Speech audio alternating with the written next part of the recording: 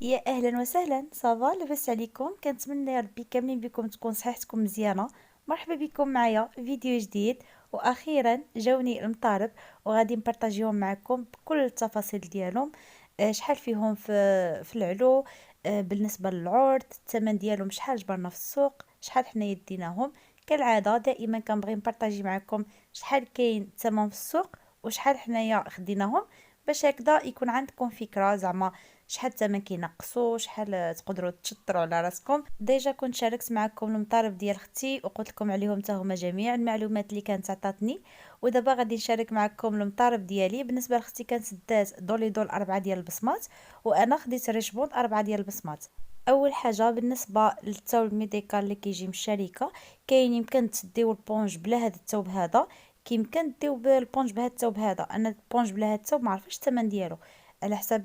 في الاول كنت باغا انا من الشركه مغلف، يعني ماشي غير ديك التغليفه العاديه.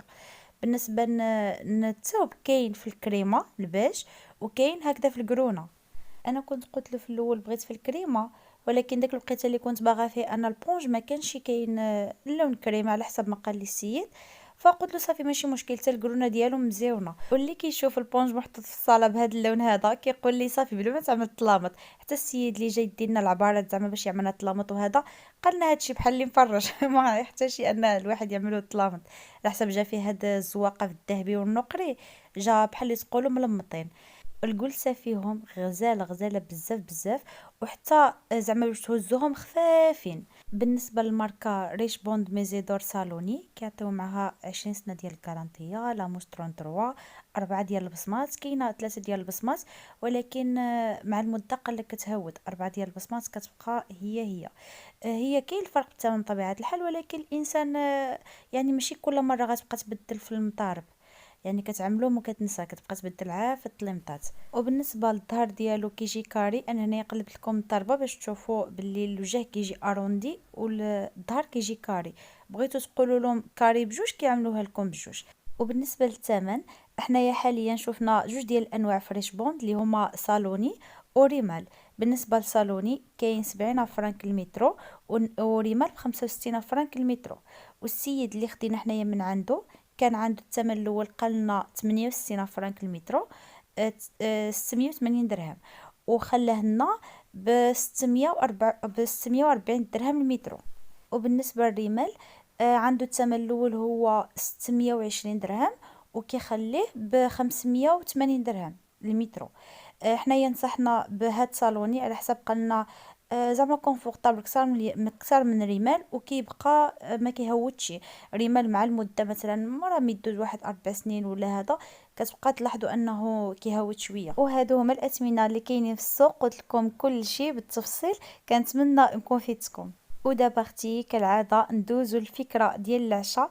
دائما كنحاول في الفيديوهات نعطيكم افكار يا اما الغداء يا اما العشاء باش نخفف عليكم داك التفكير شنو غادي نوجدوا اليوم. فالفكره ديال العشاء سهله مهله، غزاله غزاله بزاف بزاف، وغادي يحمقوا لك عليها موالين الدار. اول حاجه اختي غادي تجيب واحد 3 ديال البطاطيوات. وبالنسبه للكميه ديال البطاطا كتبقى على حسب الافراد ديالك، يعني واش نتوما بزاف ولا شويه، كتروا ولا قللوا، فهمتوا؟ المهم غادي نجيب واحد 3 ديال البطاطيوات اللي عندي انا هنايا، وغادي نقطعهم دوائر. غادي نعملهم يتسلقوا نص سلقه، يعني ماشي حتى يتعجنوا لي، لا غير نشوف مثلا بدا كيدخل لهم الطياب غادي نطفي عليهم.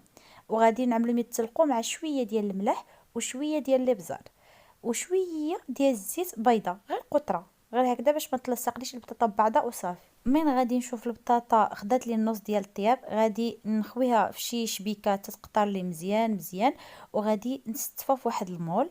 من غادي نستفها كما شفتوا غادي نزيد عليها الكفته. بغيتو تزيدوا عليها الدجاج، بغيتو تزيدوا عليها الكفته، بغيتو لا داند اللي بغيتو. المهم انا هنايا عندي الكفته ديال لا داند. غادي نشحرها مع بصيله ومليحه والعطريه، نشحرها مزيان، وغادي نزيد عليهم على هذا الشكل هذا.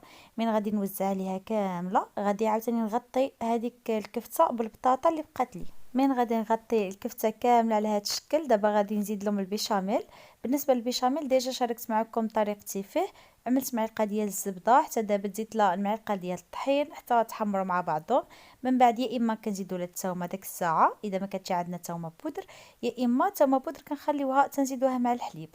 صافي كنزيدوا واحد كاس ونص ديال الحليب مع نص كاس ديال الماء، كنخلط مزيان مزيان مزيان حتى كنشوف بدا كي شويه كيعقد، وكنزيد معاه فرماجه ولا الجبن حمر. صافي حتى كندوب كلشي مع بعضو، عاد كنعمل عليه يا اما نعمل رشيشه ديال الثومه بودر، يا اما غادي نعمل رشيشه ديال السحتر. بالنسبه هنايا من خويتو كامل رشيت له الفوق ثومه بودر، كتعطيه واحد النكهه غزاله غزاله غزاله. واخا راه ديجا عندي مطيب به البيشاميل مطيب الثومه، وعاود في الاخر زيت له حيت كتعطي واحد المذاق مزيون بزاف بزاف. وهنايا حكيت شويه ديال الجبن من الفوق باش هكذا عاوتاني يعطيني اللوين مزيون، وحتى المذاق كيعطيه مزيون. واخا راه ديجا البيشاميل عملت فيه الطريف ديال الجبن الاحمر. ومن بعد رشيت له واحد شويه ديال الزعتر، وكيكون وجد دابا ما بقى غير يدخل الفران يتحمر لي من الفوق ومن التحت، وكيجي على هاد الشكل هذا، كيجي غزال ولذيذ بزاف بزاف، وراه باقي كيبقبق. حنا كيبقبق زعما كيغلي. حنايا في الشمال كنقولوا كيبقبق زعما شي حاجه بقى كتربخ، يعني كتغلي. كل منطقة والهضرة ديالها. دابا انا كنحاول انني نهضر الهضرة زعما ماشي شمالية 100%، حيت بزاف د الهضور عندنا ما معروفينش، ما كيتعرفوش لكل شيء.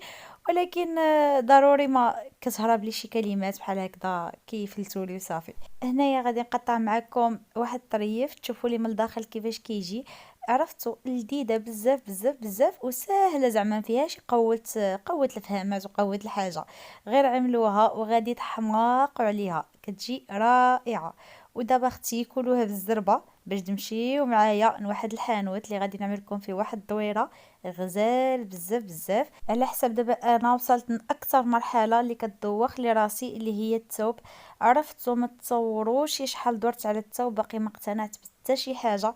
كاين تبارك الله، كاين زعما اشكال وانواع، ولكن ملي كيكون الواحد عنده الذوق باسل فكيتمحن ديال بصح. حتى شي حاجه ما كتعمر لك العين وكتبغي زعما تجيبها. ايوا خوتي والله الا ما خليت فين درت، ما خليت فين مشيت، وباقي حيرانه لي. المهم هنايا كنت دخلت عند ميموني ديزاين اللي كاين في طنجة. عنده تبارك الله داكشي رائع. دخلت زعما باش نشوف غير الثوب. ومين شفت هاد الديكورات هكذا محطوطين صالونات زعما البريزونطاسيون ديال الصالون البلدي والرومي، قلت نعمل لكم دويره فيه باش هكذا تديو افكار اذا كنتو باقيين عاد كتفرجوا بحالي. ديو افكار شنو اخر حاجه كاين. شوفوا الديكورات اللي عنده تبارك الله، عنده داكشي رائع رائع بزاف بزاف بالنسبه للديكورات. وبالنسبه للتواب حتى هما غادي نعمل لكم عليهم واحد الاطلاله خفيفه. ومن بعد عاد غادي نوريكم شنو زعما التوابات اللي جمعت كاملين، واختاروا معايا اين الثوب هو اللي نفرش به. على حساب غادي نحتاجكم بزاف في هذه المرحله هذه، تعطيوني رايكم كيفاش غادي يجيكم، وغادي نقول لكم حتى اين الثوب غادي نفرش به باش نزعم عليه ولا لا. خليكم مع الفيديو ونرجع معكم.